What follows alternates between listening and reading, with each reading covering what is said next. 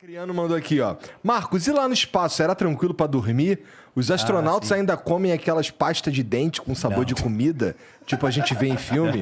Observação, o Igor tá com curativo porque ele fez um foguete pra provar que a Terra é plana. Mas deu errado. Como é que é pra dormir lá, cara? Não, dormir é confortável, embora, como é que eu vou dizer assim? Por um lado é confortável fisicamente, porque pensa bem, você entra num saco de dormir, fecha o zíper, e aí você não tem nenhuma parte do corpo pressionada pelo resto do corpo. Vamos dizer assim, quando você deita, de qualquer forma, você está sentado, você está com peso na bunda aqui. Se você deitar, você está de lado de um jeito, uma parte né? do peso do corpo em cima. Lá não, é como se estivesse dentro da água, né? Flutuando. Então é super confortável fisicamente falando. Por outro lado, a parte, como é que eu vou chamar? Psicológica, não seria bem isso a questão, mas você está tanta coisa para fazer que a cabeça está a mil. Então, demora para você desligar. E vamos combinar, tu tá no espaço, irmão. Tu vai dormir. Porra, vai ter que dormir, cara, porque você vai ter que trabalhar pra Meu irmão, mas tu tá no espaço. Dá pra tu olhar da janela e tu vê 16 pôr do sol e 16 nascendo do sol. Tu vai dormir? Não vai dormir, cara. Mas é isso que eu ia falar, justamente. Porque você passa o dia todo trabalhando, uma coisa aqui, monta isso, desmonta aquilo. E aí, pô, não tem que arrumar aquilo lá. Então, você não consegue olhar para a janela, você não consegue parar durante o dia, ou durante o momento de trabalho. Quando você deita ali naquele saco de dormir, eu botei o meu, eu tinha uma janela aqui assim, e eu estava, imagina, isso aqui é a estação espacial, tinha o módulo de adaptação russo, ele fica assim de lado, 90 graus, que é o nariz da estação espacial, esse módulo está aqui. E a minha janelinha era aqui, ó. Então, eu via o costado da estação espacial e a Terra aqui do lado de cá. Porra, que vista foda, É uma hein, cara? vista... Eu via quando a gente entrava na noite, né? Você entra a 28 mil quilômetros, entra na noite. Aí você vê lá assim? na Terra. Entra demais. Você está a 28 mil quilômetros, você entra na noite. Aí você vê assim na Terra... tipo, as luzes das cidades, dá pra você saber se a... você vê o terminador que a gente fala, né? É o terminador. Que legal, isso deve ser demais. Aí você vê se a luz, se a cidade tem luz antiga, tipo sódio, meio amarelado, se é luz nova, LED. Você vê o formato das cidades, você vê lugares que não tem cidades, oceanos ou florestas. Você passou etc. sobre o Brasil algumas vezes? Muitas vezes. É? Muitas. E aí? Demora 3 minutos e meio para cruzar o Brasil na diagonal, assim, né? Reconheceu? Cara, você isso deve vê ser uma muita sensação coisa. muito foda. E aí, quando Deve ser você muito vê foda. à noite também, você tem muito meteoro, né? Sim. Então, você vê eles que legal. entrando, aí você fala, pô, passou no meu nível já. Outra coisa, tempestade, visto de cima. As você nuvens vê brilhando. o relâmpago, um raio, assim, aí você vê como se fosse uma teia de aranha, assim, né? É um negócio que impressionante. maneiro. E a pergunta que todo mundo faz, vê estrela? Vê né? assim, ó. Você está aqui, na área da noite, certo? Quando entra numa parte escura, primeiro você tem que apagar tudo dentro da estação, cobrir para você poder focar do lado de fora, senão fica reflexo na janela, você não vai enxergar nada. Aí você bota uma toalha, alguma coisa assim. E lembrar que a janela é pequenininha também, não é um janelão. Assim. Hoje em dia tem lá tem a cúpula. Pô, isso, deve ser outra coisa, sensacional, né?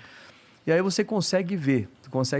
Se a lua não tiver no visual, porque quando a lua está no visual, ela é muito clara. Toma ela conta de cobre tudo. Então, se tiver muita claridade na Terra, então as estrelas ficam muito pouco... Sim. Não é como aqui que você olha assim, né? Fica meio difícil de ver, principalmente naquele ângulo também, assim, né? Porque tem os reflexos. Aí, você está lá na parte escura, noite. Aí depois você começa a ver, assim, um tipo de como se fosse um arco-íris de cor diferente. Preto, vermelho, amarelado, assim, começa a formar no horizonte, né? Da Terra, no costado, assim.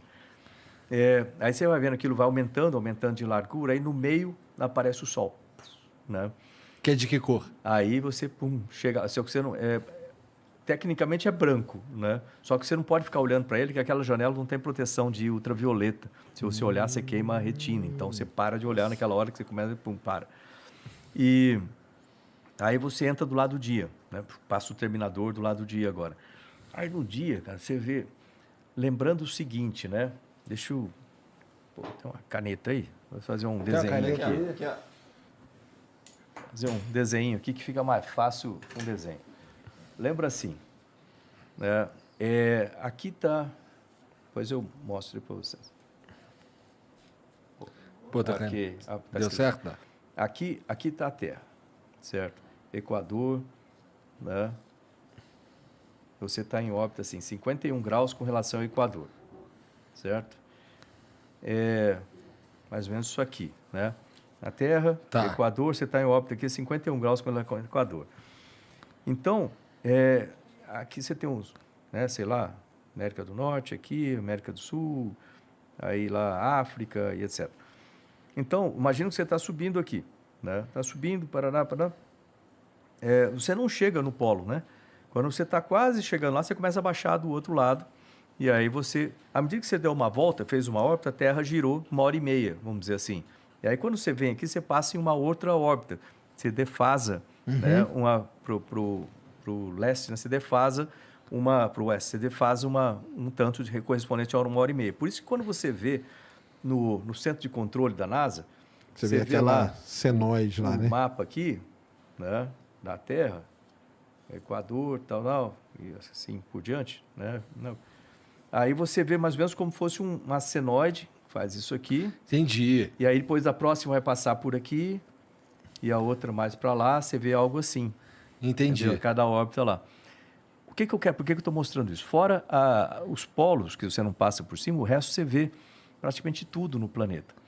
Então, você vê lugar em cima, cordilheiras, com as neve em cima. Aqui na Cordilheira dos Andes, tem alguns lugares ali que parece um outro planeta, para falar a verdade. Você vê uns lugares assim, cor de óxido de ferro, sei lá o quê, né? com a branca. Coisa que a gente jamais vê daqui, né?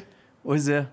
Isso é demais, né? É um negócio maravilhoso. Aí quando você passa em cima do Caribe, por exemplo, você vê aquelas ilhas bem desenhadas num mar verde esmeralda, assim, né? Aí você passa em cima da floresta amazônica. Cara, você é um abençoado de forma absurda, cara. Muito bacana, né? Cara, se a gente for parar, dá pra gente contar quantos seres humanos tiveram essa experiência aí. Pô, dá pra ser. Acho que é menos de 600, né? que É, foram no cara, espaço. Nem menos. Olha isso. Dá pra contar fácil. Menos de 600 do mais. E se você pensar assim, quantos seres humanos já viveram na Terra, né? Hoje em dia tem o quê? 7 bilhões. Aí você conta os que já nasceram e morreram desde o começo, eu diria que talvez chegue a uns 10 bilhões. Tu agradece a Deus, cara? Eu agradeço, todo dia. Cara. Como é que quando agradeço, chegou assim. lá? Quando chegou lá, tu é um cara religioso? Sou.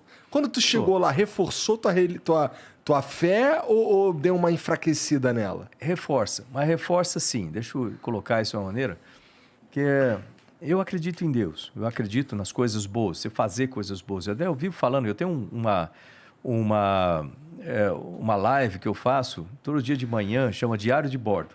Legal. E aí eu costumo sempre falar assim, olha, plante coisas boas, você colhe coisas boas. Meu pai me falava isso. Meu pai era muito simples, assim, ele falava assim, olha, se você quiser, parece simples quando fala isso, mas você pensar, tem uma... Se você quiser colher limão, você planta limão. Sim. Se você quiser colher laranja, você planta laranja. Né? O que não dá é você querer colher laranja e plantar limão. Não dá certo. Ou outra coisa que ele fala, você planta uma sementinha de milho, você tem um monte de espiga de milho ali. Então, as coisas se multiplicam, tanto a coisa boa quanto a coisa ruim. Então, se você quiser ser feliz, ter sucesso nas coisas, viver bem, pense coisas boas, fale coisas boas, ajude as outras pessoas, deixe a crítica de lado, né? Não prejudique ninguém, que as coisas convergem positivamente. O contrário também é verdadeiro, aquelas pessoas que vivem tentando prejudicar os outros, criticando e tal. Primeiro, eles não têm nem coragem nem competência para fazer. Isso me falava o Orziri Silva, né? Assim, olha, crítica é a arma do incompetente e do covarde. Porra, não tem o que fazer, então, para satisfazer o ego, fica querendo, né, atrapalhar os outros. Então, essa é uma coisa importante. Então, isso aí eu sempre agradeci a Deus por essa categoria. O pessoal fala assim, você vive sorrindo? Vivo porque eu sou feliz. Eu gosto de fazer bem para as pessoas. Isso me deixa feliz. Isso é bacana. E com relação a Deus, quando você chega lá no espaço, uma sensação que você tem é que a gente é muito pequenininho. Isso muda a maneira como a gente encara a vida a partir dali. Você fala, pô, eu sou insignificante. Realmente, cada um de nós do ponto de vista comparativo, é menor que uma bactéria em cima da mesa aqui, né? Então, isso é muito legal. Tanto que quando eu voltei de lá, eu fui pensando muito pragmaticamente, eu voltei pensando muito com as pessoas, né? Eu criei uma fundação, tem a Fundação Astropontes, que é justamente para motivar a ciência e tecnologia para a educação, pensar nas crianças, assim por diante. Agora, insignificante cada um de nós em relação à Terra, sem dúvida. Mas se você pensar na Terra em relação ao universo, lembra daquele negócio do Carl Sagan? Isso, pálido ponto azul, pálido né? ponto azul, the pale blue dot, né? A Terra em cima dos anéis lá de Saturno. É bacana o que ele fala naquilo lá, porque tem esse sentido. A Terra em relação ao universo também é insignificante. Mas agora pensa matematicamente. Se a Terra desaparecer do universo, o universo com a Terra, insignificante, é diferente do universo sem a Terra. Matematicamente é. Se um de nós, embora insignificante, desaparecer, o universo com a gente é diferente do universo sem um de nós. O que isso quer dizer? A gente faz parte da mesma coisa. Nós somos a mesma coisa.